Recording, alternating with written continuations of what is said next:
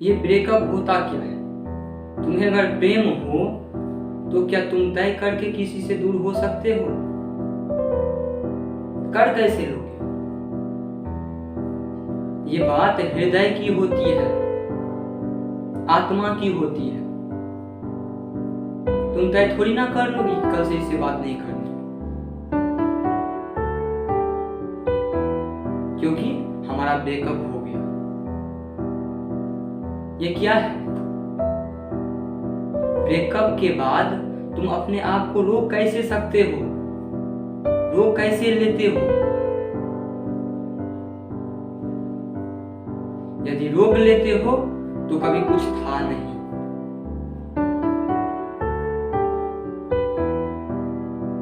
कल शाम को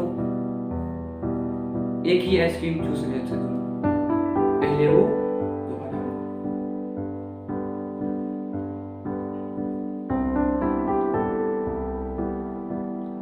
सांस लेना छोड़ सकते हो तय करके, तो फिर दोस्ती कैसे तोड़ लेते हो तय करके? जो तय करके टूटी हुई दोस्ती होती है वो तय करके जोड़ी भी हुई होती है,